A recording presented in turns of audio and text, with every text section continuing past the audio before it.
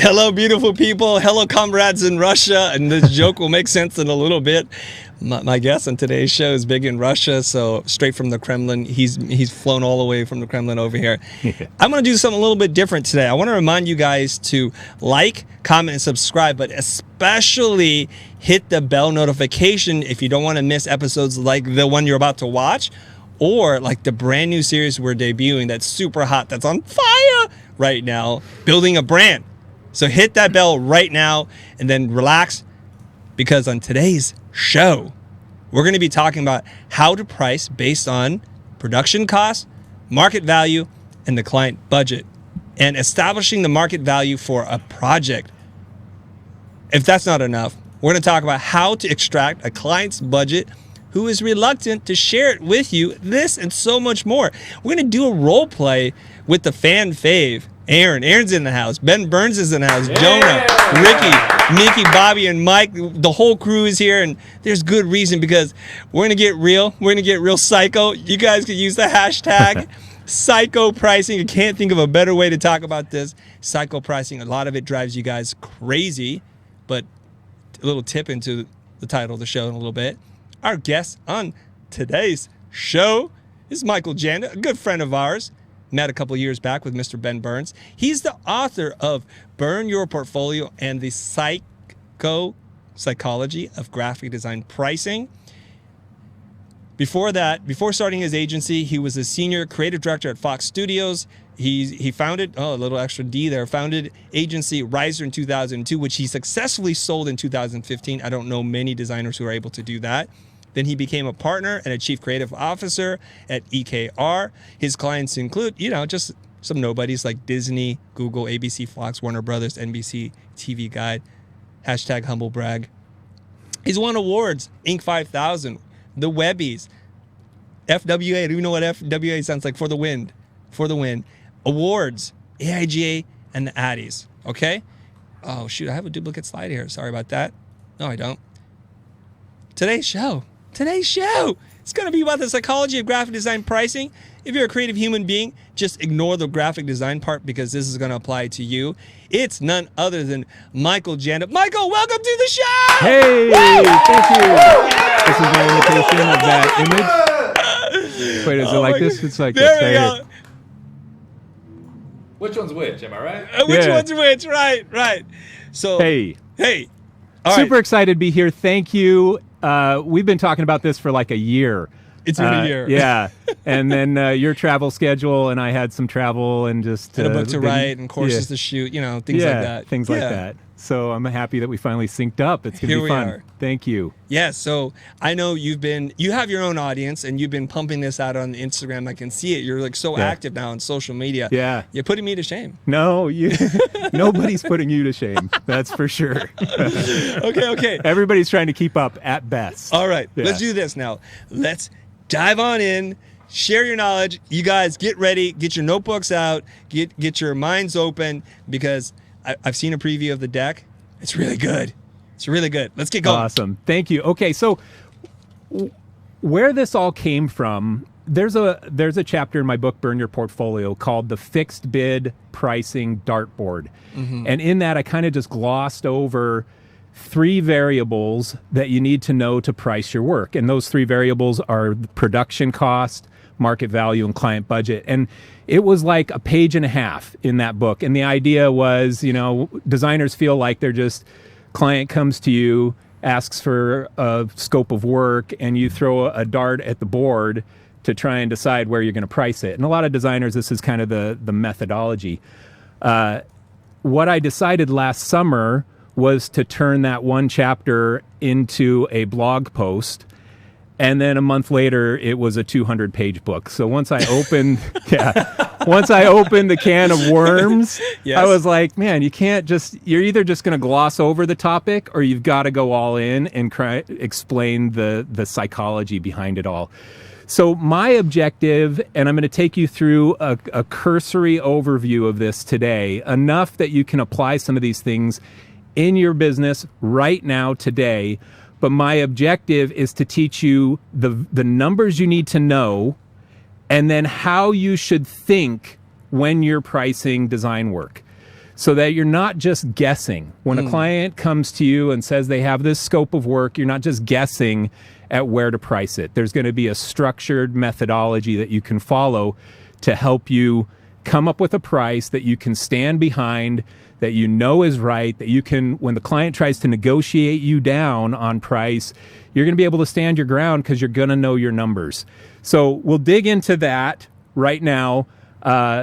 And we're going to start by talking about the 3 variables that you need to know when you're pricing your work. The first one is your production cost. And your production cost is how much money is this going to cost you to produce. So let's use, for this example, let's use a brochure. Client comes to you and they want you to design a brochure, a trifold brochure. That's the project. You meet with the client and you get the scope and you talk about their goals and objectives, and then you're going back to price this work. This is the process you're going to go through. The first thing, going back to that slide, is production cost. That's the first variable. You need to know how much it's going to cost you to produce the work. I'm going to give you a little formula on how to do that here in a second. The next variable is the market value. And when we talk about market value, we're talking about what is the market threshold that other people like you are charging for this same type of work. Okay. So it's, take your house, for example. A lot of people, you own a house, and if you think your house is worth $500,000, that's great. But if you can only get a buyer to buy your house for $400,000, well, that's the market value. What you can charge for it is the market value. So some people want to charge $5,000 for a brochure, but they can't get a client to pay them more than $2,000 for a brochure. That's because the market value in their area with the type of business that they have sets a certain threshold. It's the market threshold for the price. So I'm going to teach you how to understand and know that number, what the market value is for the work. And then the final variable is the client budget. And I honestly, when I started my agency, I probably spent the first 3 years never asking the client the budget. You just get the scope. You're afraid of that conversation. Right. And so you just take the scope and you go back and you create your proposal and you throw it into an email and send it and hope that it fits inside their budget. And I probably lost so much money doing that process, leaving money on the table because the client had a budget of $5,000 and I charged them $3,000. And I'm going to try and help you not be in that situation. And I just posted on Instagram today, my tag is @morejanda. I posted a how to ask the client their budget post. So you can see some of what I'm going to talk about on that post, but I'm also going to have it here in this deck. So let's start with variable number 1, and that's production cost. And I want to really emphasize here that I'm not talking about pricing your work based on what it costs you to make it. This is just one of the 3 variables you need to know. In fact, that's the worst way to price your work because it doesn't take into account the market value or the client budget or the return on investment value, the value that it is to help that client's business. It doesn't take into account any of those things. But you have to know your production cost so that you have a floor that you know you're not going to go below your production cost ever. You're always going to have a profitable project, and you can't know if you're profitable if you don't know your cost to produce it. So your cost is here, and you're going to bid it anywhere above that. So let's talk about how to calculate your production cost. And it's a really simple formula, even though I spend like 40 or 50 pages in the book explaining this. And it's this formula that's on the screen right here. So first, you have an hourly rate. Everybody kind of knows what they want to charge per hour. Let's say you're a freelancer and you're in Nashville, Tennessee, and you charge $50 per hour for your work. So you take the $50 per hour and you multiply it by the number of hours that you're going to spend on the work. This is easy math. So you have $2,000 of your hours of time that you're going to spend on this project. And then you add any hard costs. And hard costs are things like any outsourced elements, like you have a hard cost because you needed to outsource illustration. That's on this slide here. You're outsourcing illustration for $300 to your friend who's going to design some icons for you, and they gave you a flat rate of $300 for that. Or it could be things like a photo shoot, or it could be stock photography that you have to purchase, or it's any cost that's outside of your hourly rate times your production hours. So this gives you, for this calculation, $2,300. Now, this is the first variable that you need to know when you're calculating a price for your work. So you want to know $2,300, and that fills in variable number 1. Okay, now we're going to move on to market value. And again, just to emphasize, production cost is not your price. That's not what you're sending to the client. It's just one of the variables you're considering, and we'll talk about that more in a minute. So we go to determining the market value.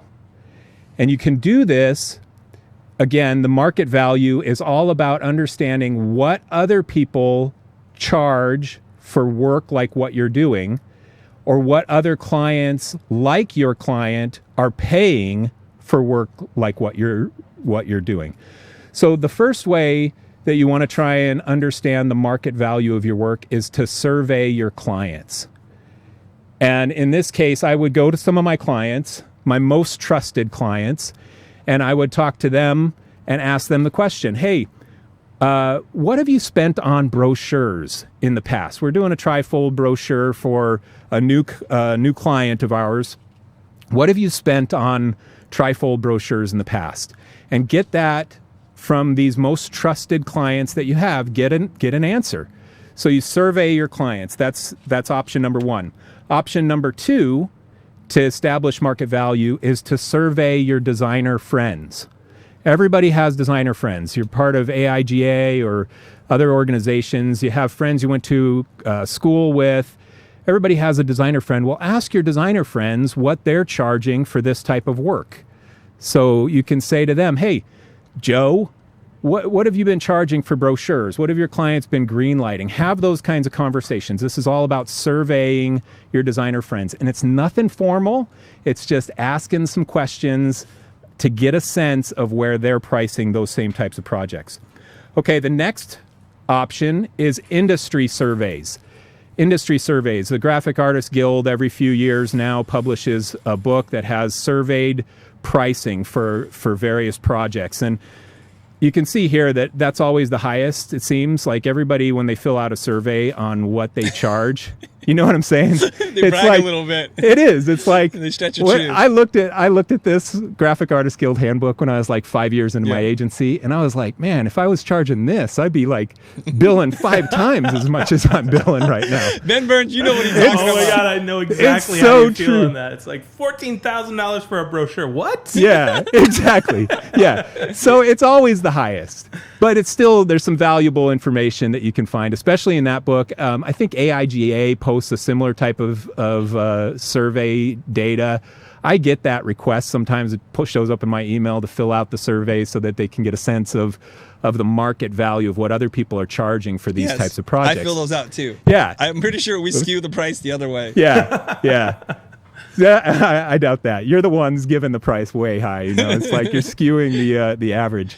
Anyway, so you can look at industry surveys to find out what other people are charging, and all these things give you a market value range. And then the final way is to leverage your past experience. Now, if you're not tracking all your projects and what you bid it for and what you greenlit it for, you need to start doing that. Get out a spreadsheet. Put in every single proposal that you send to a client, put in the price and just a general scope, and then track your win-loss record. And I can go back in my agency, even go back years and years and say, okay, you know, in 2010, we were averaging $18,000 for a website, and we were greenlighting 40% of them. And in 2012, we were averaging $28,000 for a website and greenlighting 30% of them. You know, you should be able to track that info. You need to track that info so that when you're bidding projects, you can look for a trend in what you're green lighting and what's not green lighting. So track it on a spreadsheet, but that's how you leverage your past experience. You have this data that you've been tracking over time, and it influences your understanding of the market value of the work that you're bidding now. Okay, so that's how you determine market value. Now you have those 4 variables inside of here, and admittedly here, you're just gonna take an estimate. There's no science behind this that says, okay, add them all up and divide by 4 to get the average. That's not always how it works. You just want to kind of get a sense. And from this, I can get a sense that the market value for this brochure that we're bidding is somewhere between $3,000 and $4,000. That's what, based on all the data I got from my friends and whoever, that's the number. So I'm going to put in here the second variable as $4,000. So we now know 2 variables, $2,300 for your production cost, $4,000 for the market value. Now we want to go and we want to know the client's budget. What is the client have allocated to this project?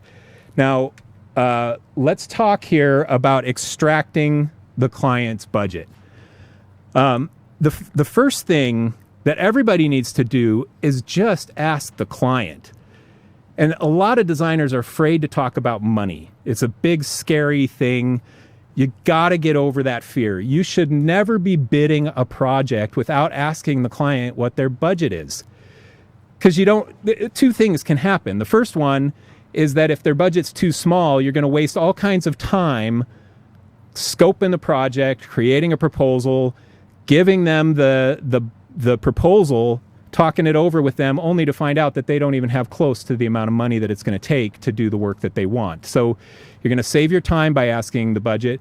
And the other one, which is even more important, is that a lot of times you're going to leave money on the table. If you don't ask the client their budget and you go to bid something, this brochure, for $3,000, and you find out afterwards that the client had $5,000 budgeted for it, you just left $2,000 on the table that you don't get to take. And so client budget is such an important variable to ask, and a lot of designers struggle to ask it. So I'm going to give you in this principle number 1, here's how it's done. You don't just come out and start asking the budget. It's not the first question, it's the last question. Oh. Client in the discovery meeting comes to you, they say, hey, we want to create a brochure for our business. And you start asking questions. You ask a lot of questions. You ask about the scope of the project. You ask about what their goals are. You ask about their business. How's your business doing? How long have you been in business? This small talk kind of inquiry about their business to get to know them. You ask about their past experience with other designers and what works and what doesn't and what their pain points are. You ask all these kinds of questions. And then at the very end of that conversation, by the way, while you're having that conversation, you're taking notes. You got to be interested in what they're saying. So take notes, have something to type on or write with. And then at the very end, you say something along the lines of, okay, great, Sally, this is awesome. Thanks for all this information. We really, really appreciate it. We've got a really good sense of your business and what you want to accomplish with this brochure. One final question. Do you have a budget range that you're trying to work within for this project?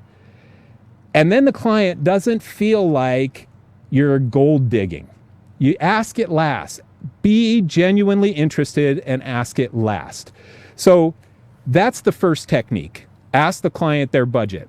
Now let's go on to the second technique, and let's assume that the client doesn't want to give you the number. They say here, we really just are trying to get bids. So we don't really have a budget yet.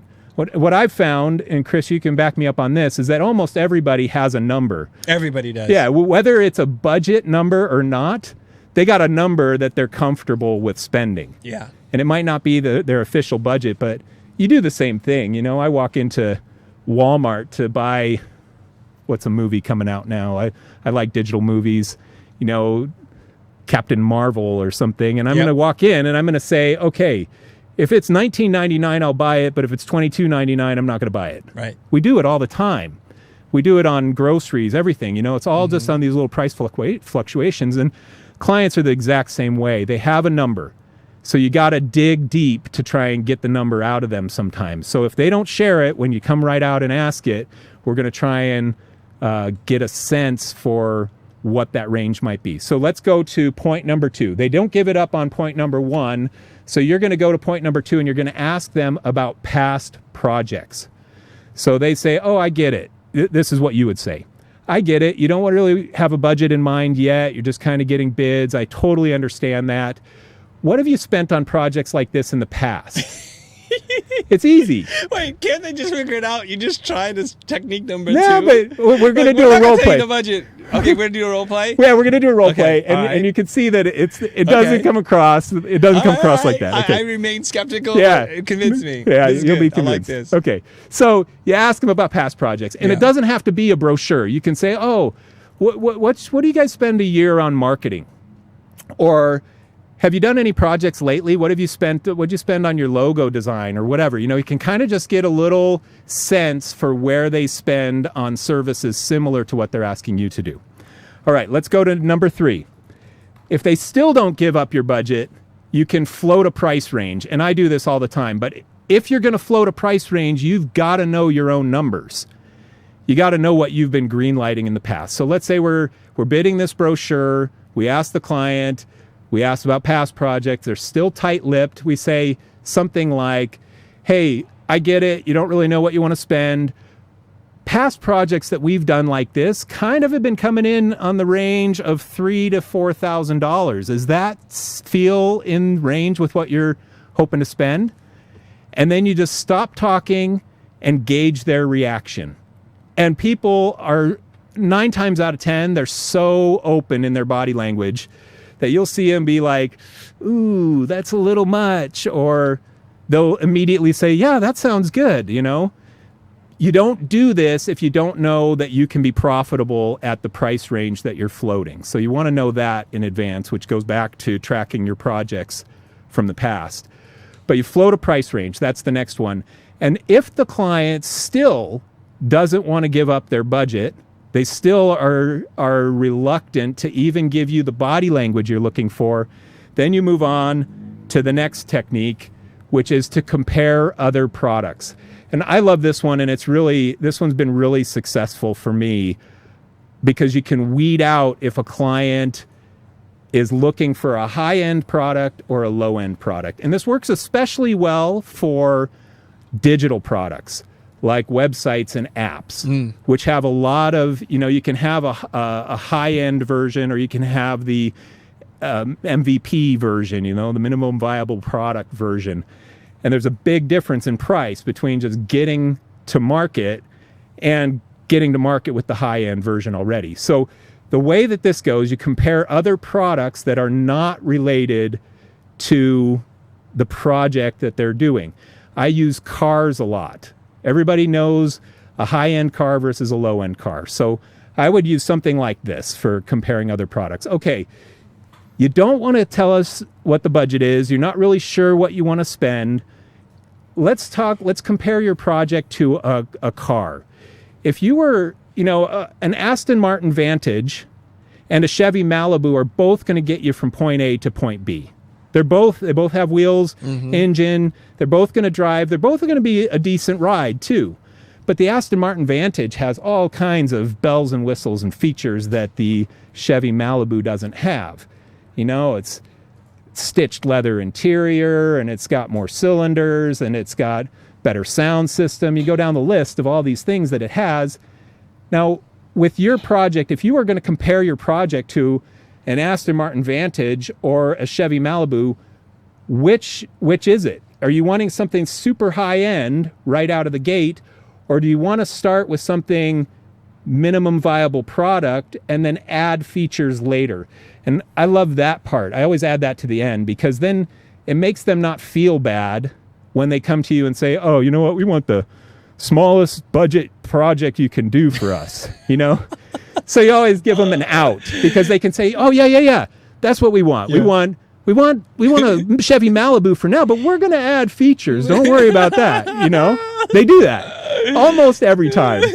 Give me the Fred Flintstone model. I'll pedal it myself. That's what they want. I don't offer that model. Sorry. It's totally true, man. It's totally true. Yeah. Okay. Keep going. Okay. So you do that. So you take them through that process. You know, do you want a high end out of the gate or do you want a low end? And what this does too, it's really fun because a lot of times if you have multiple people that are your clients and there are multiple people from their side in the room, they start to debate what their car is. They're like, oh, I think ours is kind of like a Toyota Camry, or no, it's more like a Honda Accord. You know, they start to debate where their project fits on the spectrum. No, it's a Kia or whatever. So it creates kind of a little lively discussion of trying to compare their project to a car.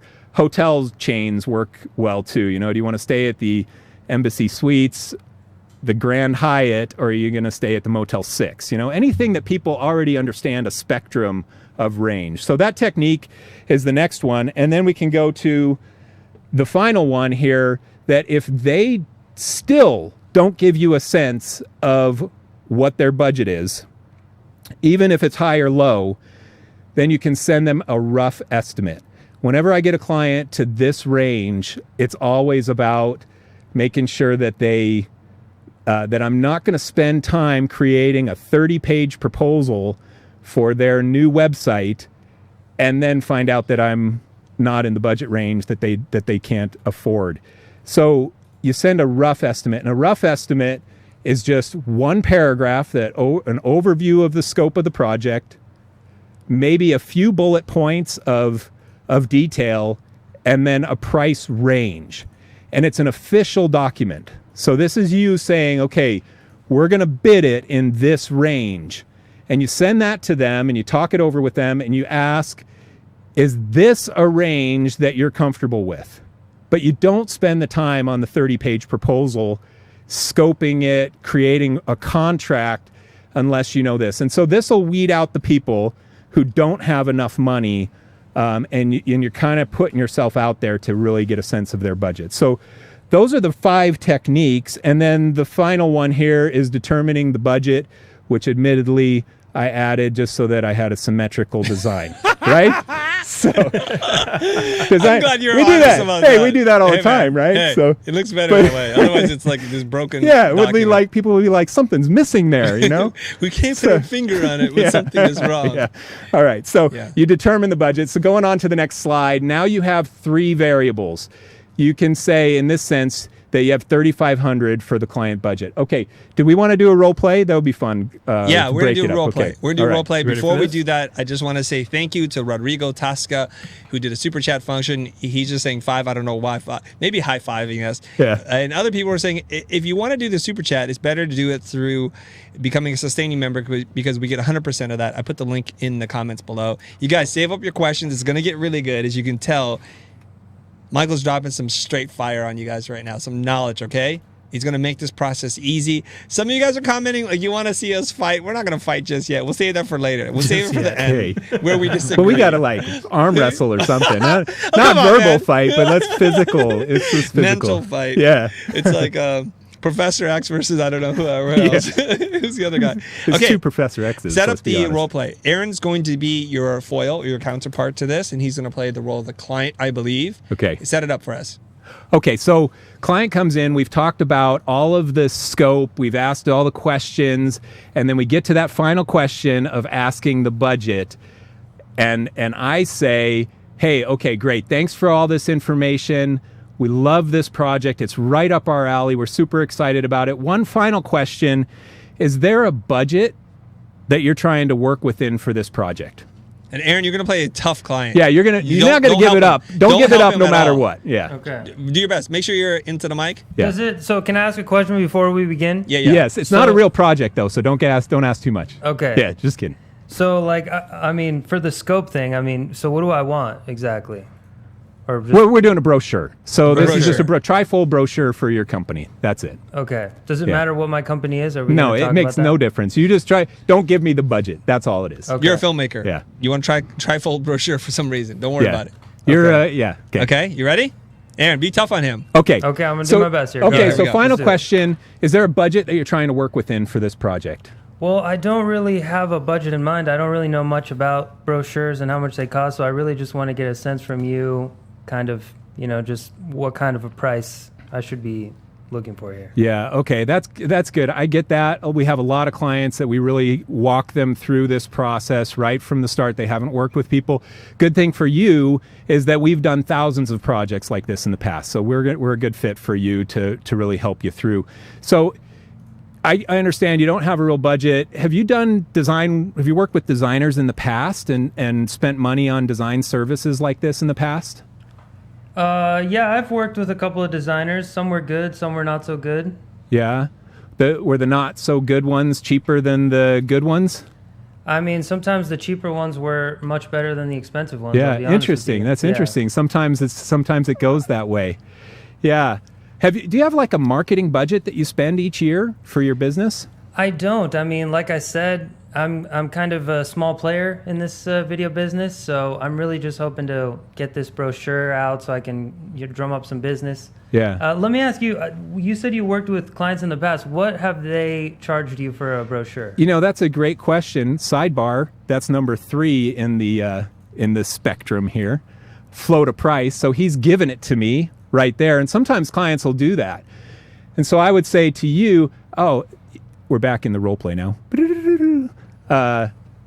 You know what? That's a great question. The past brochures that we've been greenlighting have been roughly in the kind of $3,000 to $4,000 price range. Is that something that you'd be comfortable with for this project? Well, that sounds pretty high for a brochure. Just a brochure? Like, what goes into that? Why is it cost that? Where are you coming up with that number from? Well, we work through our numbers based on what the market value is that other people are charging for this type of work. We have a lot of experience doing this. We're going to give you a great product right from the get-go. You're not going to go through all the bad rounds and the headaches and challenges. We've been doing this a long time. So you're paying for the smoothness of the work that we produce. And then we're also going to go and we're going to help you get it actually printed. We're going to work with the printer. We're going to get the printer specs for you. We're going to do press checks. So there's a lot of work that goes into creating the brochure and getting it in your hands beyond just the design work itself.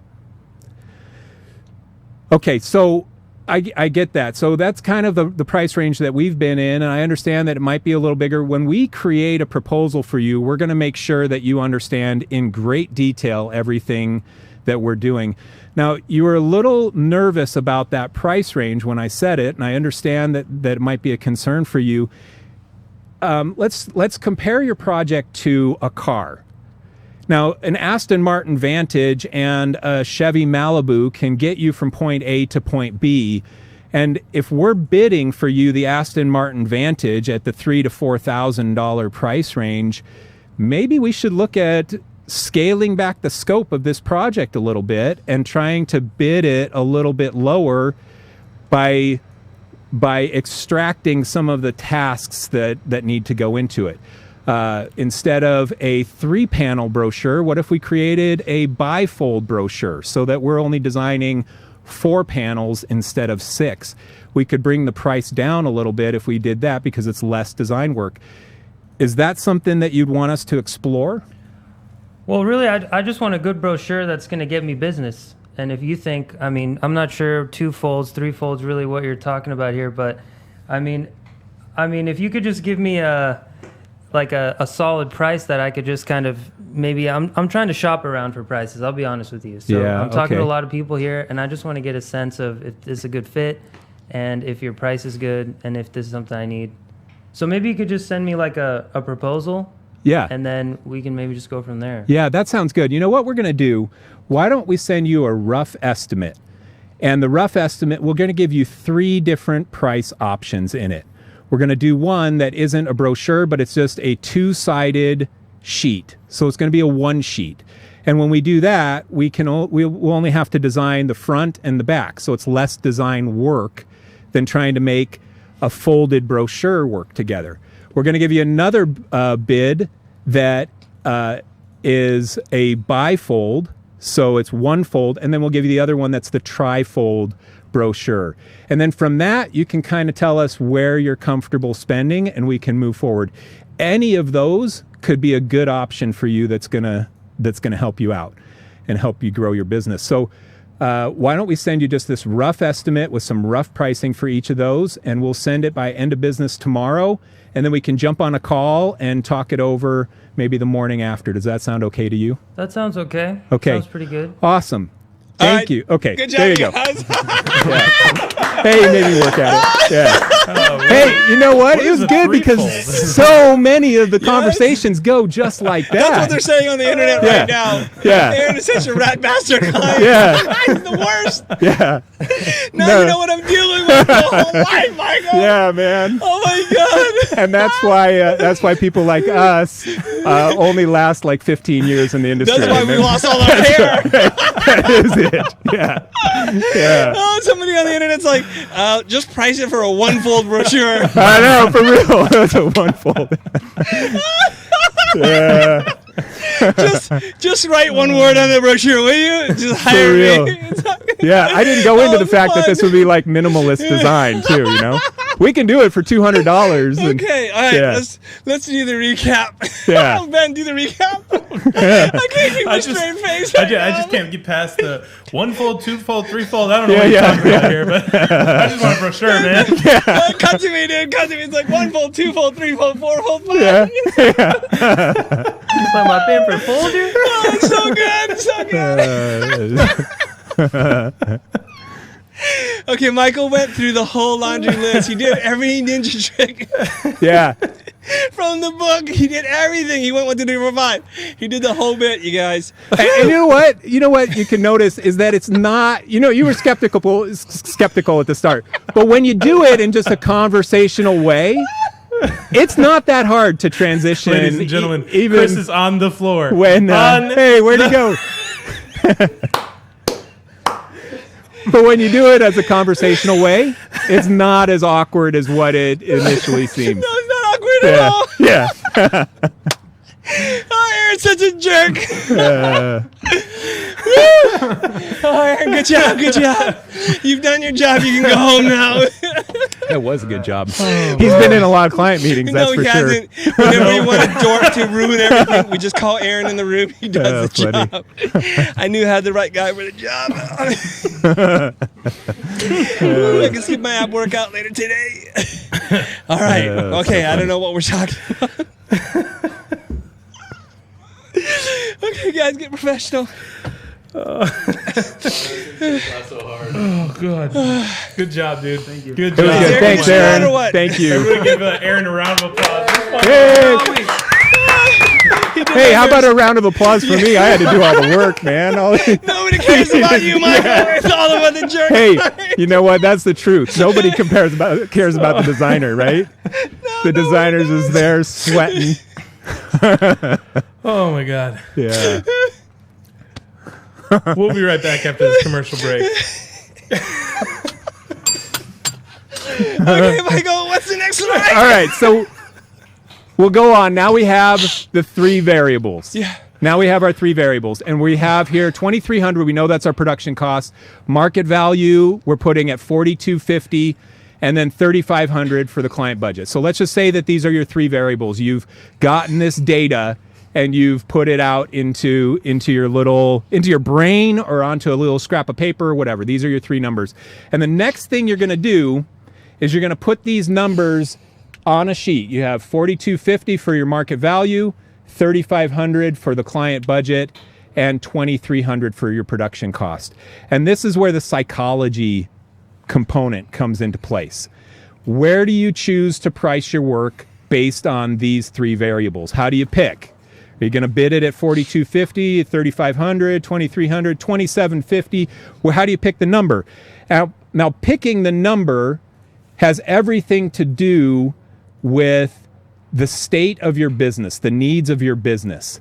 It's the psychology that goes into this. And I'm going to walk you through a couple of scenarios. In the book, I have 12 different scenarios that cover almost every type of situation you might be in. But I'm going to walk you down through these right now. So you have the first one. If you have a client who shows signs like Aaron of being a difficult client, you might want to bid it high on the spectrum. You're such a professional. Right?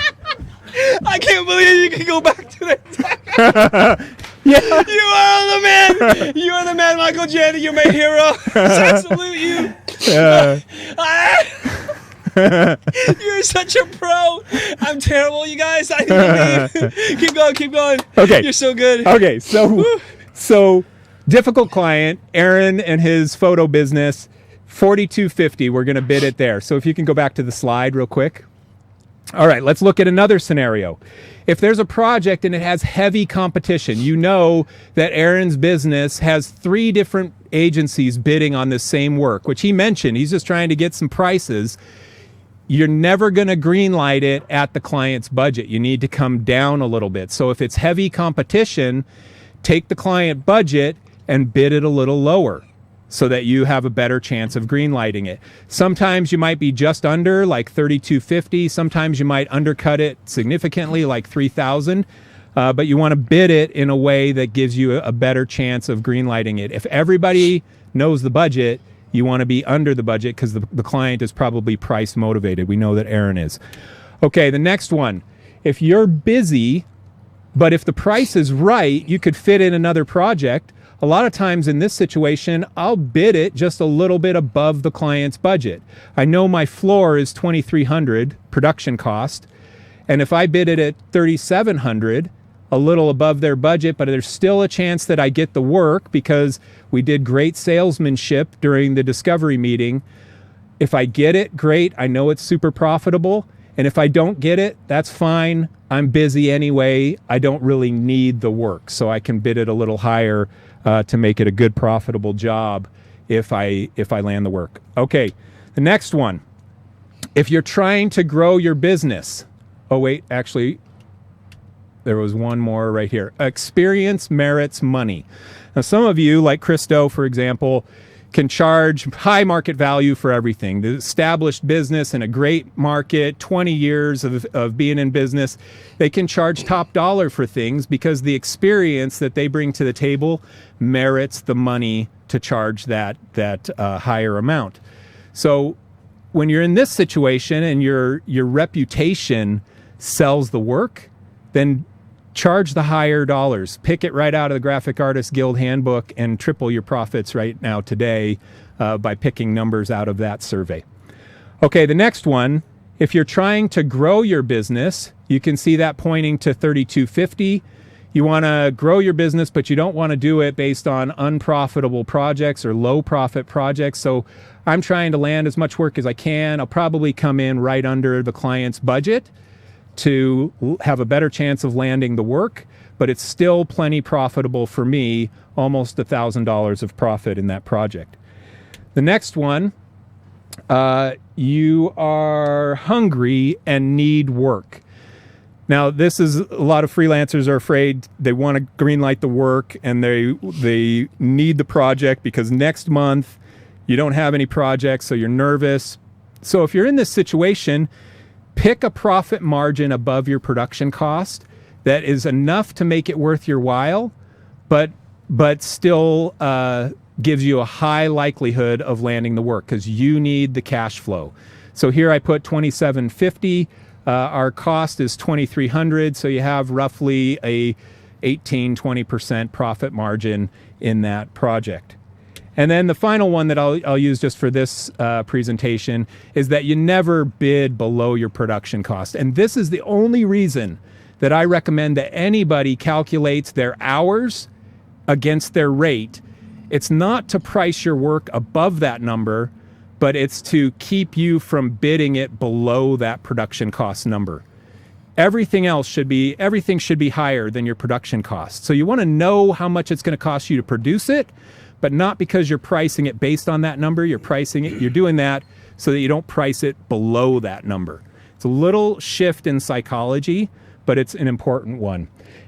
And then the final slide here, if you're Christo, you can charge it. You can charge clear up at the top of the page. We move the whole spectrum down, and Christo can charge whatever he wants. And that's because he's selling based on his reputation. and people are coming to him to buy what he produces. So if you're in the book, I call it creative superhero.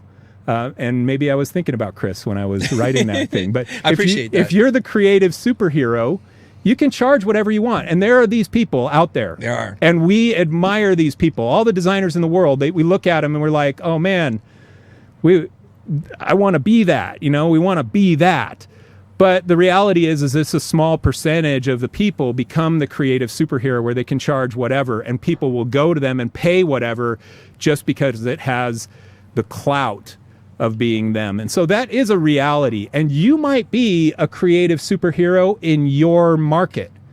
And if you are, then you're going to be able to charge a higher dollar amount than your competitors because you're the one in your market. So start somewhere, start small, try and build this creative superhero persona, starting with your own market, and then go from there. Okay, now let's go to how do you verify your price? You've kind of gone through this spectrum, you plotted your variables, and how do you verify that you have the right price? There are 3 questions you can ask, and they relate to the 3 variables. The first one that you ask is, am I comfortable with the amount of profit I have factored into my price? That's a production cost related question. Do I have enough profit? The second one, is my price in harmony with what other creative professionals like me are charging for this type of work? Now, I emphasize like me because you can't just decide that market value is a global number. You're comparing your price to other people that are like you. If you're an agency with 5 people working in Chicago, then there's a certain market value for the type of work. If you're a freelancer working in a small town in Alabama, well, your market value is going to be a lot smaller. So you're comparing yourself to people like you. And that's the question about market value. And then the third question is about the client budget. Is my price in a range that my client will approve? So you're asking yourself that question to verify whether you have the right price or not. All right, so that's the 3 variables and how you extract those numbers, create a spectrum, and choose your price based on this spectrum and how you verify your price. I have the last little thing that's 6 pricing rules, but do we want to talk about any of this before we transition to that, Chris? Well, we should just mention, you guys, Michael has published his second book, The Psychology of Graphic Design Pricing. It's available now. I've dropped a link to it from Amazon, so you can use our affiliate link to purchase the book. But can they buy the book directly from your site too? No, it all pumps out of Amazon. Yep. Go to Amazon. This is what it looks like. It's beautifully designed and typeset. It's consistent with what you're seeing on the show here, with much greater depth and different scenarios. I've really enjoyed what you've shared so far. So if you guys like what you're hearing, go do yourself a favor and pick up a copy of the book. If you want to talk about this conversation, make sure you use the hashtag Psycho Pricing. That's PSYCHO pricing, Psycho Pricing. I'm back. I'm serious now. I'm ready for round 2. Yeah. Not with Aaron though, just with normal people. Aaron's still out there. He's So still- he didn't leave. Should I He leave? wants more. No, you don't have to leave. You can just hang out. It's all good. I'm waiting for him to start asking me Yeah, questions. he has a devilish look on his face right now. I know, It's he's not- got like things he wants to Yeah, say. he just I swallowed had it. some questions. on, Actually, hold on. We'll hold. He's hold like, for- Hold tell your me about questions. this project. It's not a project, Aaron. It's just made up, man. It's made up. Okay, let's get into your 6 points. And then Okay, we'll get, so 6 points. yeah, we'll get into some fun stuff in a second. All right, awesome. So the first one, right there. Always discuss money with confidence. Your client can smell it on you. If you don't know your numbers and you're wishy-washy, they can smell it out and they will attack you and drive your price down. So you got to know your numbers so that when you have this pricing conversation, you have confidence behind what you're saying. And when the client tries to negotiate you down, you know where your floor is. When they throwing numbers out or they're not saying their numbers, you know what market value should be for what they're asking. You got to know those numbers and talk about pricing with confidence. Next point. Wait, I have a Yes, question, Doug. Go, ask. I'm a young person. I don't have confidence. How does one talk about confidence when we're not confident? Well, a lot of lack of confidence comes from lack of knowledge. We Right. feel, inferior to the task. Mm-hmm. So educate yourself, which everybody watching your channel is all about that. I mean, you have capitalized on the self-education of design. So the audience here already wants it. So tell your friends to start watching the channel because they need to educate themselves too. So education is number one, but knowing your numbers is everything about confidence, man. If you go in and you know exactly where those 3 variables are, you're going to be able to stand behind it. The client's going to see the confidence in you because you know you're not just guessing. You don't feel, outclassed by the client. Another thing about confidence too is you have to know that your client would not be coming to you if they already knew how to do any of this stuff. They're coming to you because you know more than them. Don't forget that. You're going to the table. You're the expert at the table. If you weren't, somebody else would be there. So they asked you, have some confidence behind what you bring to the table. So I think those are those 3 ideas about confidence that are all equally important. All right. Did I answer your question? Yes, you Chris? did. Okay, good. You did a perfect job. All right, good. All right, going on to the next one. Never feel bad about your profit. This is a tough one for designers too, man. Yeah. They're like, wait a minute, $2,300 and the client's budget's $4,250. Is it okay for me to have a $2,000 profit on this? Yeah. And you should never feel bad about it. And that's for 2 reasons. Number one, if the client will green light it, then that's the market value and you should feel comfortable charging that. If they will green light it, if they will pay you that number, then your value is higher than what you expect. So never feel bad about that. Number 2 is that guaranteed you're going to have some projects that you lose money on. And it all balances out over time. So you're going to have some big winners and you're going to have some losers. And so never feel bad about the big winners because I can promise that your client doesn't feel bad when you have a big loser. Your client is fine with you losing money or struggling to make a profit on the project. You agreed to a price and they don't care if you're, making any money on it. Most of the clients are in that boat.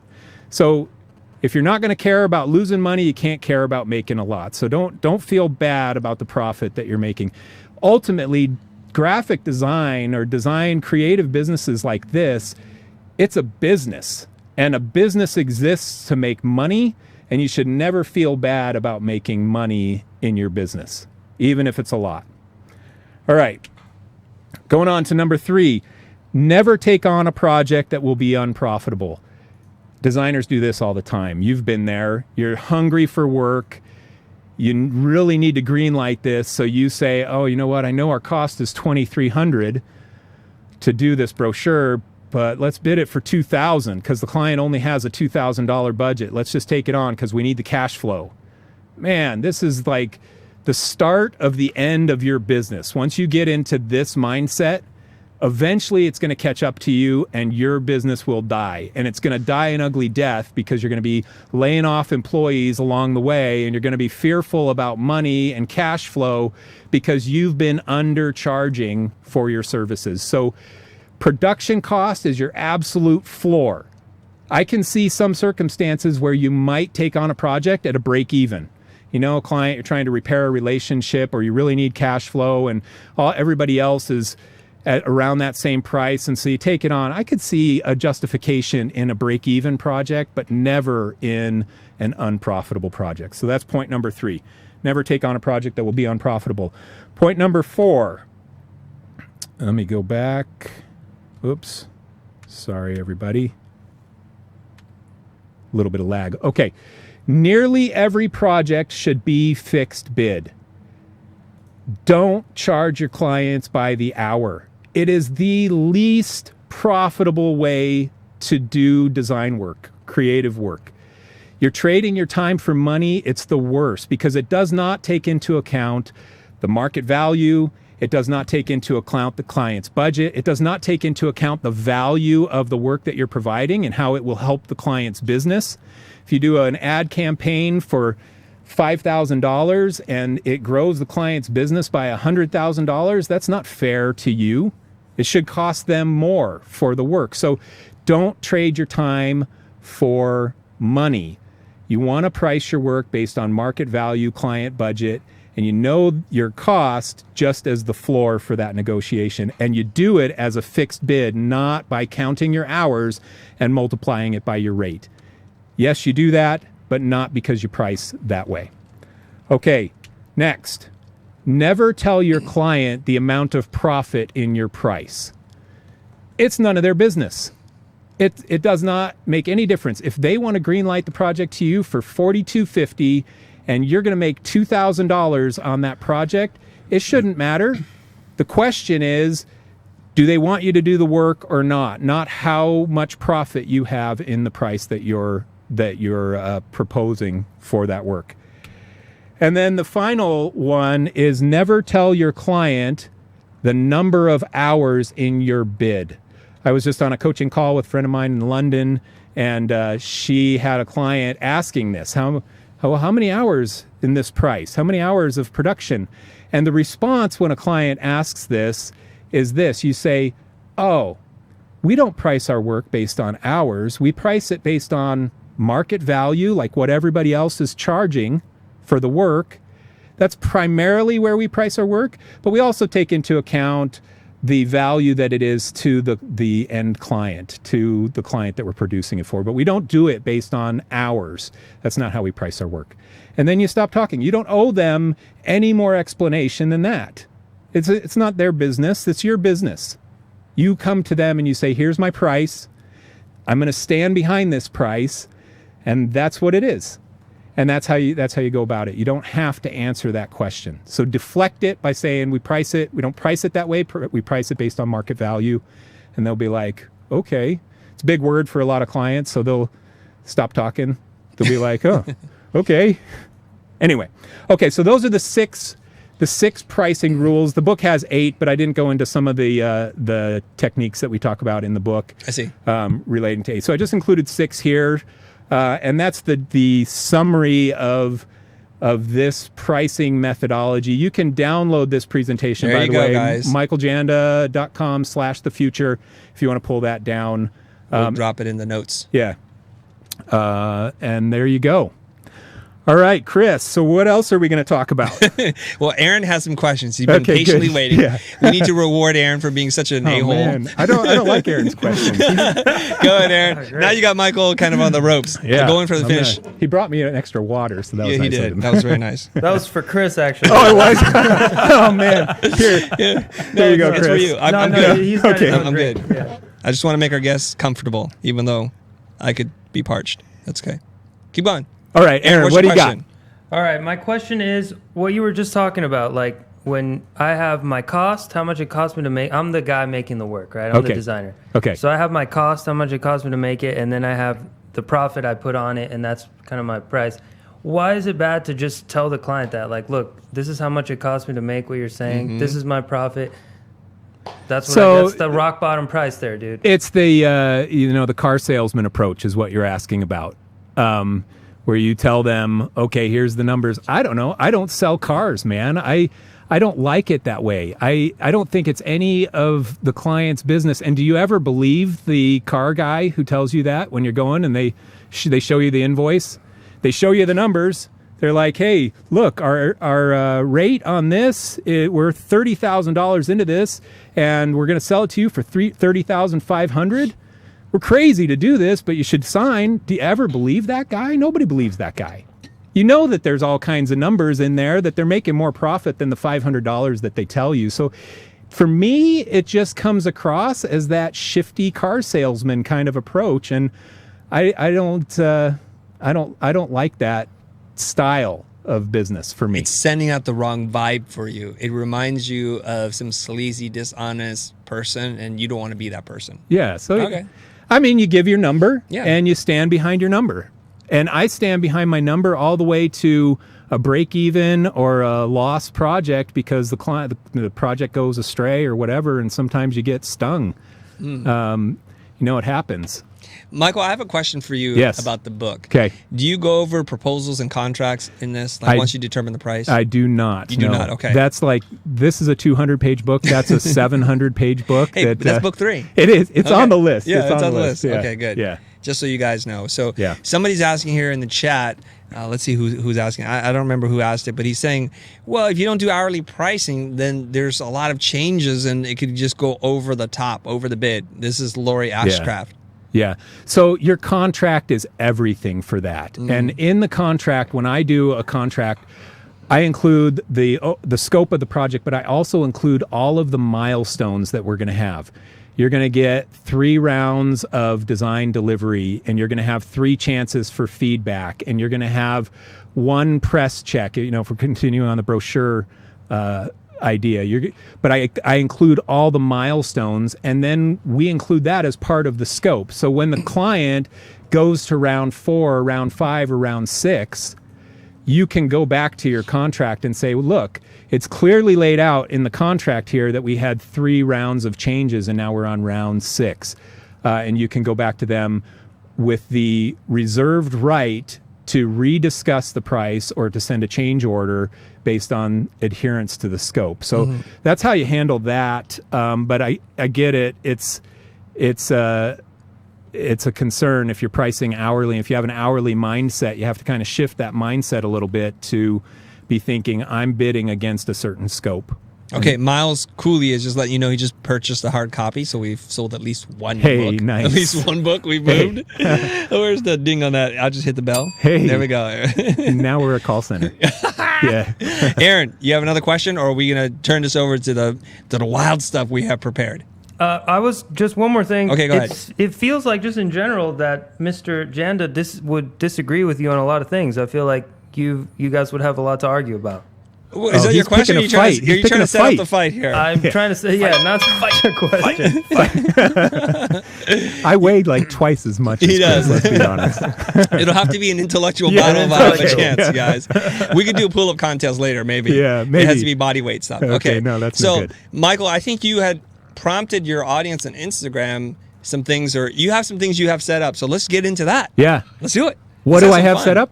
Yeah. Oh, you want to hear your comments? Well, no, I don't know. Whatever you want to do. Okay, so Yes. here's the compliment. So I posted yesterday. No, we don't need to No, this is compliments. it. This Chris is searching for like, okay, let's make this about I'm me so now. needy. Let's make this about me. No, I promise that was not it. I thought you had some like comedic bits that we No, can get this into. is comedic. It's comedic Okay. now. So, Yeah. hey, Bazi Ramiz says he is awesome. That's a Thank you. Yes. R Square Media. Oh, he says to release all the episodes of his new YouTube series about building brands. He's a binge watcher. He wants the Netflix effect. Let's release all 15 episodes. If you could release 15 editors to help us cut the 7 that we haven't finished, we can do that. Most definitely. Maybe. Everybody is watching this. Go ahead and subscribe. Send us $100 each, and maybe we'll get this thing done. Yeah. All right. Bazin Agency, my friend Stefan, he says, how did Chris overcome his fear of starting the school? And how did he get himself to do the first episode? Okay. So I'll answer that really quickly. I actually wanted to get more into dialogue about pricing Yeah, with good, let's Michael do that. because we have some differences in points of view. Yeah. And I want to talk about that. Yeah. Because people are like, why don't you ever argue with your guests? And Okay. I Are we argue gonna all the time. Okay, good. Let me just tell you something. There's a lot of things that you're scared of because you're afraid of the consequences. Like, what if this happens and what if that happens? But the one thing that you need to do is to focus on what if something positive happens? Focus on the reward. And it might be the one thing that you need to listen to and just go for it. We do know this about ourselves. The things that scare us should be the things that we chase for or run after. We should run towards it, not run away from fear. So there I am. I'm scared to do the show. I have a lot to risk, but hey, what the heck? Let's just go for it. What's the worst that can happen? So what if I lose a few clients? So what if I make a fool of myself? I can use that opportunity to learn and get better. And here we are 5 years later, almost hitting 500,000 subs. See what happens? It's awesome. See what happens? It's awesome. All right. You know all what? right. And this is marketing Seth Godin, and I know he was on your show, but I love his it's not for me, it's not for them kind of mindset. Yeah. And you go for it. And if you lose your subscribers and your followers, well, it's not for them. Yeah. You're trying to find who it's for, and there's plenty of people out there. And obviously, you've found 500,000 of them so far, but that's still a drop in the bucket. Worldwide, right. millions and millions of right. designers worldwide, and so that's just going to continue to grow. Yeah, you cornered the Russian market. We got to take over the rest of the world. Well, yeah, exactly. Okay, let's talk about some of the differences and why we're talking about this and leaving space for each other. Michael told me beforehand, I know you have a different approach, and you talk about value-based pricing. And the truth is, it's not for everybody. It's not that you can roll out of school on day one, like, I'm going to value price this thing, because you're still practicing your craft. And so we all go through an evolution. All of us, you and I, we've made I guess I wouldn't even call it a mistake, but we've gone through hourly based pricing. We've bidded fixed project fees that were too low, and we kind of just lost it in the shorts. Yeah. We paid for it dearly. And so we know this sting of losing money is a great teacher. Yeah. Okay, process that. Then we learn how to bid properly by talking to smarter, more experienced people. We learn trial and error. We get comfortable talking about money. So for a lot of people who think value-based pricing is too exotic, I think you need to rewatch this entire episode. Get smart about your production costs, knowing that that's the floor, not where you start. That's just the floor. You cannot go below that. And start to learn about market value and price based on those things.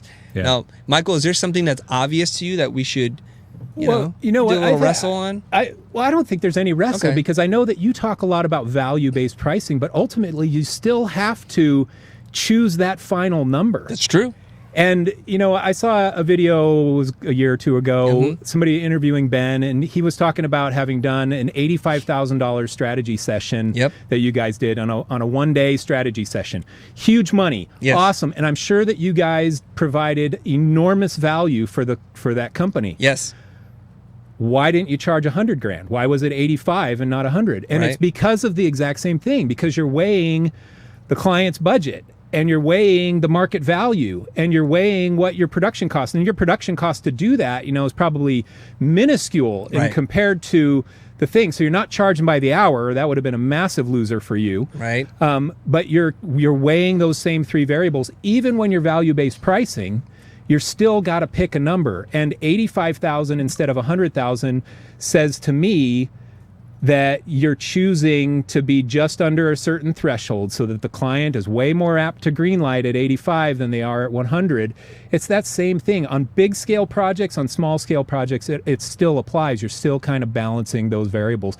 And the truth is, when I started writing this book, it was all about what happens in my brain when I sit down to price a project. And I'm a big systems guy. Yes. And I tried to systemize my own mental process, which is why it started as a blog post and turned it into a 200-page book, because to turn what goes on in my brain into a system, I needed all those pages to explain the psychology behind it. And you're in the same boat, Chris. You don't have to do the worksheets in this book to know what to price it. In fact, I know, because this is where I am too in my career, I can sit down with the client and start talking to them and ask 3 or 4 questions, and I know what their budget is already. I don't have to ask the number. I know a sense just based on the type of company they are, how confident they are in the room. I've bid thousands of projects and been in thousands of those meetings, and you have the sense already. You also know what your production cost is without even calculating it. You know that based on all the projects you've done in the past, it's going to take, so-and-so 5 hours to do this and 20 hours to do that. You don't have to calculate it. So as you progress in your career and you're in more and more of these meetings, you start to get a real sense for that. The same thing with value-based pricing and your strategy session. You sit down with the client and 85 grand, you know that that's your number, because you have other opportunities that it's the opportunity cost to say no to all these other things, to say yes to this. So it's going to cost them that much. If they want to buy your time, that's how much value there is in your time to you. So you're going to charge that price to the client. So all of it happens in your head. And I think that that's really important. What I've shared today, is a really good starting point to help you start to understand the numbers, the variables that go into how you choose those prices for your project. This is fascinating. It's fascinating because you and I, besides our haircut, have a lot of commonality, because you're a process guy. You break down, this is really what I'm going through. Yeah. Now you're doing it kind of in a snap.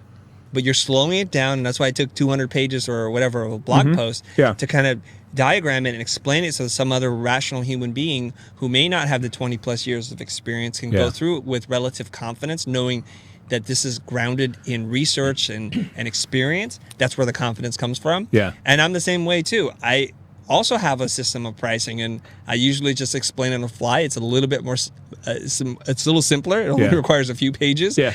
But it's, Hey, mine was only 6 slides. It took so much work for me to get it down to 6 slides. So, I bet. Because what the book is, how many pages? 200. It's 200. The book is It's 200 pages but it's a long. lot of worksheets. You know, 200 it's a pages lot long. of worksheets. Yeah. Yeah. I just, you guys, this is how it looks, right? This is, it's beautiful, it's simple, it's Helvetica, it's bold, it's well kerned, the lettering is nice. Yeah. I'm sure he's followed all the typesetting rules that we know about, right? But It's I found a typo this morning. Oh, So, snap. Hey, free book to whoever finds the typo. There you Message go. me. Tell me what page it's on. First one to find it. I'll, Wait a minute. I'll send you a new. That's I'll a send you a sales free book. gimmick. Yeah, You no. already bought the book. I didn't even think of it, but yeah. I Okay. love it. I love it. Send me $100, and when you can tell me what's wrong with me, I'll give it to you back. I love it. Okay. What else can we agree to disagree on? Is there?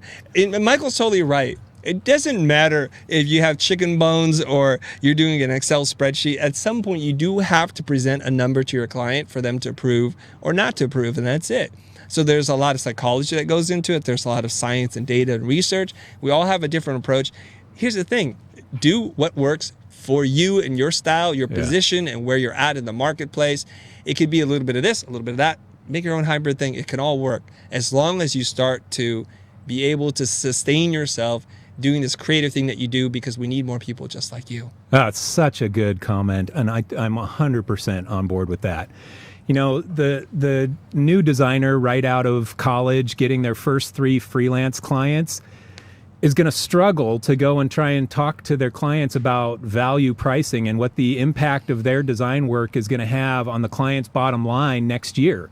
They're just going to struggle with that conversation. You can get there, but you get there over time. At the start of my agency, we spent the first 5-6 years doing production projects, and they were great clients, you know, Disney and Warner Brothers and things. If we would have gone to Disney and said, okay, you want us to create that Hannah Montana dress-up game, what is the value to your organization for that? They would have said, I'm just a marketing manager with a budget. I have no idea what the value is going to be to Disney for that. They just told me to get it made. So there's a lot of that type of work out there. But value pricing, you know, if you're doing the $85,000 strategy session and you can plot the success of a project over the course of a year and the strategies that you implement, you can see a real impact on the bottom line of the client's business, then you can charge a lot more money. So I guess, you know, what I'd say, Chris, is the goal for any designer is to get out of being the production monkey, right, and get yourself to being the strategic thinker. Yes. And the other great thing about that is that the production monkey jobs go away and the strategic thinker jobs do not. I mean, design is getting automated. Anybody can pull up software now and download a theme or a template and throw in their text and make it look halfway decent. Squarespace won't even let you make it look bad. Yeah. You know, so it's becoming an automated process where the robots are doing a lot of production work now, and that's only going to get worse over time. But strategic, creative thinking has a long life ahead, and any designer needs to get from production to that level and be working toward that. I hear Mr. Burns clearing his throat. He must be ready to say something important. Go Yeah, ahead, see, Ben. you guys are being too nice here. Go ahead. You want I want to stir some drama here. Why don't you Start it come up. in? Stir Why don't it you up. come in? We'll fight. Stir it up. You're more his size, man. So Yeah, I would be a friend. He's an ex-cop too, so it's. All right, here we go. go ahead. Who says the price first? The client or the designer? Who should say Who the price? should Okay. say the price Michael, first? you go first. Well, so you can see in my flow, I ask the client, "What's your budget?" That's the step. I talk to them about the scope and I ask the budget. A lot of times, a client who's organized sends out an RFP and has a price in the RFP. You find that a lot of times too. So, a lot of times, clients are comfortable doing that so that they're getting designers who don't want the job, don't even bother replying to the RFP. Right. Okay, so I used to think that the client should say the price first, and then I came upon Blair's book, Pricing Creativity, and it's the opposite of what you think. We were taught this, like when you're negotiating a car, somebody says the price, and we're going to negotiate them down from that. But what we didn't realize was they were price anchoring us because of an anchoring bias that we tend to operate with too little information. So whatever the first number you hear, you tend to work with it. And I have real life examples when this has happened to me on both sides where I'm like, oh my God, I'm aware of it. And I have to work really hard to counter it. Okay. So the new rule is you should say the price first, and you need to anchor high, because there's no penalty for anchoring high, and then you can gauge the client's feedback and work down from that. If you do what Michael was suggesting, which is your floor, then you got to be far from that so that there's profit margin so that you can fight and win another day. Because nothing goes according to plan. And if it does, good for you. You're a good project manager. But more often than not, something is going to change. They're going to ask for a little tweak here and there, and you're going to give it to them. And if you didn't account for that, you're going to just lose money. So I would say now you must say the price first. Now, typically, if you guys were to role play with me, you hear me say the same thing. I'll say, what kind of budget do you have? And that's almost just an excuse for me to tell them how much it's going to cost, because I know 99 out of 100 times they're not going to tell you what the budget is, because they're going to play a game with you. They feel if they tell you what their budget is, you'll just say more than that budget, and then they're screwed. So they just want to see who blinks first. So you can blink. This is a great thing. So in the example of the trifold brochure, if you're thinking $4,000 or $5,000 as your price, you should say $8,000 to $6,000 and see what happens. And then everything else Michael says exactly the same. Stay quiet, read them, gauge their interest. From time to time, they're going to say yes, and you'll have made $2,000 or $3,000 more than what you're going to ask for.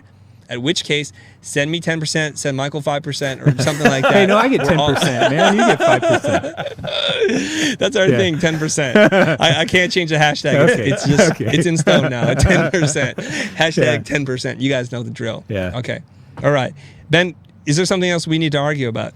Well, I have another question that would be interesting, and a couple people have raised it. But how do you guys individually feel about free work, especially for somebody that's starting out? We need a little context. Like sometimes free work is okay. Sometimes you should never do free work. Okay, give us those situations. Okay, Michael. Go Okay, ahead. let me make a comment on that. Go ahead. No work should ever be free. There should be some kind of compensation, and the compensation does not need to be dollars.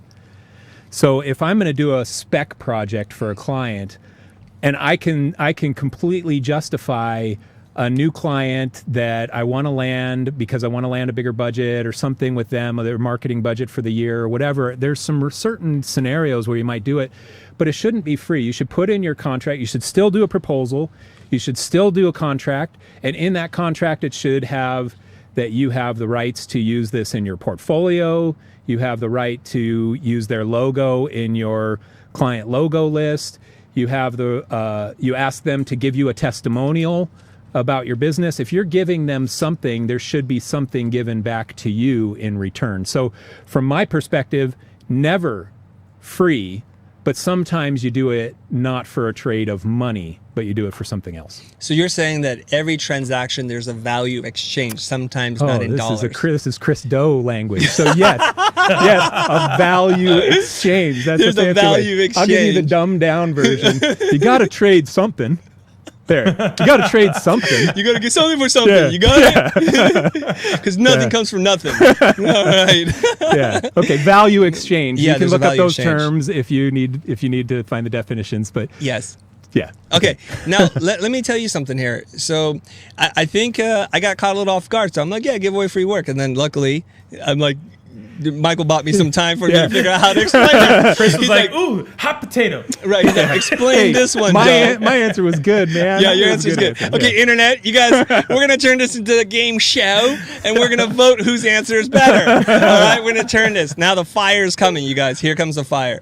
Here's what I think. Hey, wait! It's middle of the night in Russia, and half my audience is in Russia. So this is not fair. We've to successfully me. figured out Yeah. how to avoid collusion. We just need to install. They're going to send the Russian robots and vote artificially for us. Okay, so here's my answer. My answer is this: I think there is a time and a place to give away free information, because I think we're so hardwired to think very transactionally.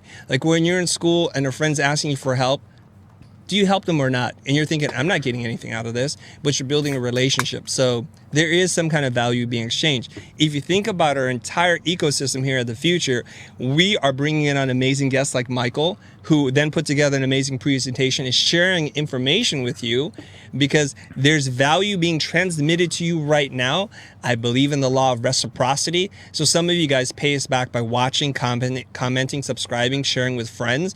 Or you show up to an event that we produce and you come out and see me, or you just give me a hug, or you send me a sweatshirt like some of the guys from Refuge Mountain. I really like that. So I think in the new currency, it's not necessarily monetary anymore. It's not just numbers, even if it's Bitcoin. It doesn't matter. I know for a fact the more value I give to you for free, no strings attached, there's no marketing funnel, there's no trapdoor, email funnels, there's nothing here. We're going to give you value. And some of you will be able to give it back to us, because I believe if you become more valuable, at some point you'll level up and you'll say, you know what? I'm going to give you guys $5. I'm going to become a sustaining member, and I can wait. I'm playing the super, super long game here. Yeah, I love that. And you know what? For me, I've been posting a lot of content lately on Instagram and kind of changed my strategy. And when I get up in the morning and I have comments from people that say, oh, this was so valuable to me, or a direct message that says, I just found your channel, I love this content. Man, that is all the reward that I need. I don't need them to buy my book. In fact, I feel bad sometimes when I even tag my books on a post, because I am not trying to sell my book. Right. I just want to help. And if they buy my book, great. But the reward for me is that feedback, that positive reaction and response, and that has value to me. And it's not financial, but it sure has value, and I love it. It's the highlight of my day. Wait a minute. I'm married. I love my wife. Love my kids. So that's the highlight of my day. Yes. And then the third highlight of your day. Yes. It's social media feedback. That's Honey, the third he loves thing. you. Don't worry. Yeah. We love you. It's number one. Okay. Yeah. You guys get a vote right now. Team Janda. # Team Janda. Russians are asleep right now. No. Or Team Doe. Let us know who you guys prefer the answer from. So # Team Janda. Janda. It's a lot more letters. Yes. Team Doe. Do. You know, it's super easy. You guys go ahead and vote in the comments below. What else can we debate about? Let's pick another topic. I don't have another debatable topic, but I want to share something. Go ahead. Okay, so Mike, you slipped this in, and I think this is huge, and we didn't talk about it too much. So rule number 1, always discuss money with confidence. Now, that's huge for me. When Chris first started mentoring me, I was a mess. I couldn't talk about money at all. And he told me to call, I think it was like 30 people, right? And say the line, hey, my minimum level of engagement is $10,000. Does that feel about right for you? And so, the next day my wife walks in the room and she hears me go, oh yeah, my minimum level of engagement is $10,000. I'm on the phone. And she's like, oh my God, this could be a huge job for us. We've never made this much money. And she's like biting her nails, like trying to figure out. And then I said, oh, okay, Mom, I got to call other people. Thanks. But I have to say that practice, just getting the muscle memory of saying those words, it helped infinitely, because your mind kind of goes blank. You get all sweaty and nervous, and practicing this language on people that you know and you love can help you when those lights kind of go out. I love that. I love that. And I remember when we talked a few years ago, you told me about that, and you told me that Chris told you on your very first phone call that, hey, I think I can help you, but I don't think you're going to be able to help yourself. I don't think you're going to do what it takes to change. And then that was because you're probably competitive, because I know you enough to know that. You probably were like, wait a second, I can change? What are you talking about? Let me show you. Anyway, so that's good. So the idea of practicing is so important. And Chris Doe is giving you script after script on his show of how to talk to people about money. Take that out and type it up and memorize it. So when you walk to the table, you're gonna personify him. You're gonna channel Chris Doe, and it's called emulating. You're gonna emulate him. and pretend that you're him. You're modeling behavior. That's Tony Robbins, modeling behavior. So model his behavior. Even if it's not how you are or feel, fake it. They say fake it till you make it. Well, if you're doing it, you're not really faking it. You're actually doing it. So use him as an example. You got hundreds of hours of content of you talking the way that you talk to clients. Follow that process. It's not that complicated. And if you have the script memorized, it's going to give you a ton of confidence going into those conversations. Every time you do something for the first time, it's going to be the worst time that you do it. So if you practice and practice and practice, and I read books on this, that there is no difference between doing something for real and doing it through your mind. Famous golfers, professional golfers, would dream and think about swinging that golf club 1,000 times in their sleep, and they train their mind to that. Yeah. And it's true. So having Ben just say it, getting his tongue, his mouth, his tonsils, his vocal cords, his body, his diaphragm, getting used to saying 10,000 so it's not like vomit in his mouth. Yeah. That was just it. And so the more you do, it's like, okay, I can say this. I can ask that girl out. I can drop a $10,000 minimum level engagement. I can do that, right? Wait, hold on. Something's coming in. Hold on. I just been handed this piece of paper. The official results have come in on the poll from YouTube. And it looks like it's a draw. Oh, it's a draw. Man. And I did it without the Russians too. So it's so good. No, the Russians said we are here. No, Da, we are here. Da, we are here. We got your back, comrade. And they're doing the new hashtag Team Jando. Team Jando, yes, so they're very cute. It's good. They're so kind. That means that's funny. That's a big compliment to you, sir, because usually my audience will tear you apart. Oh, so yeah, that's a really big thing. Is there anything else, Ben? Thanks for sharing that story. Yeah, it's good. No, that's it. It's all you. Is there any other questions? Otherwise, I think we need to wrap this up. I'll let people know how to get this book one more time.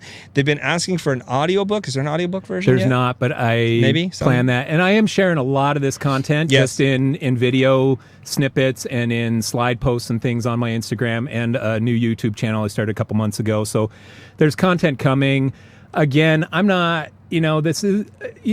The truth is, you don't make a lot of money off of books. You do not. It's the truth. Amazon makes most of it. Yeah, so it's not to try and sell books. You're either going to have to be Seth Godin and sell millions of books, or you're going to have to write like dozens of books, and either of those ways. So it's not about money. So just follow me on social media, and you're going to get a lot of this content. And ask me questions too. Send me a message. Like I said, it's great value to me. So I love to get the message, and I'm creating custom content. If you have a question about pricing or whatever, I'll answer. So I've heard. So we're gonna do some details in a little bit, but I know that you're also teaching, consulting, lecturing. Yeah. You're now you're done with the agency life. Yeah. Good for you. It's the greatest. Good for the you. Greatest to be done with agency life. So when you're not in Russia, you're writing courses, you're responding to people on social media, all that kind of stuff, right? Yes. Yes. And doing business coaching too. And business coaching. I love it. I really love it. It's a highlight. I have to charge. Why the change though? You know what? It's my passion. I always loved my whole career. My favorite role was like art director, creative director. When I was in the weeds of it with the employees and helping them to take their design from 80% good to 100% good, just that mentoring element. I love it. And I've been through the ringer, man. I mean, the clients and thousands of projects and big projects and small projects and cash flow and fear and tears and blood and all the stuff that comes with building an agency. And I love to help people not go through it that way. I never had a mentor. I never had the person to call and say, oh man, this client is trying to stiff me on 70 grand. What do? I didn't have it. So I just had to sort through it. So my greatest passion is trying to help other people not have to go through it that way. I see. You want to be the change you seek. Yes, maybe that's it. It's true though. I love it. Yeah. Awesome. Okay. Yeah. All right, guys, I'm going to tell you how to get in touch with Michael. I guess we're wrapping it up here. I know we could probably sit here and talk a lot about different things. Yeah. I wanted to compare social media notes with you, how you were able to grow your Instagram account like in the last couple of days to like 6,000-7,000 people. That's been amazing. Yeah, so it's I'm been sure we can sit there and talk, but we want to keep this episode super focused. All right. Okay. I don't have summary show notes because what you did was already a summary. There's no point to summarize the summary. So I'm gonna let you guys know how you can get in touch with Michael. Here it is, Michael at More Janda. That's on Instagram, on Twitter, and on YouTube. So go check him out on all 3 platforms. You guys, he's producing different kinds of content. Do yourself a favor. Get some Janda in there. Get more Janda. And if you want to look him up, he's at michaeljanda.com. We've posted links to the book where you can purchase it through Amazon. I'm going to say goodbye, Michael. Thank you very much for joining us on the show. Thank you. It was right? super fun. I loved it. Thank you. Like there's nobody left on the show. That was great. Okay. Thank you so much. All I right. loved it. I want to let you guys. Oh, Jonah! Oh, we missed it. Whatever. If you guys love the future, consider becoming a sustaining member. You can't expect everyone to carry the burden. There's only like 500 of you out of 500,000. If you look at that, that's a pretty small percentage. Do it today for $5 a month or more if you wish. That's it. On behalf of Michael, Jonah, Aaron, Bobby, Ben, everybody else in the building, thank you very much, you guys. See you next time. Thank you. We out of here. See ya. Peace.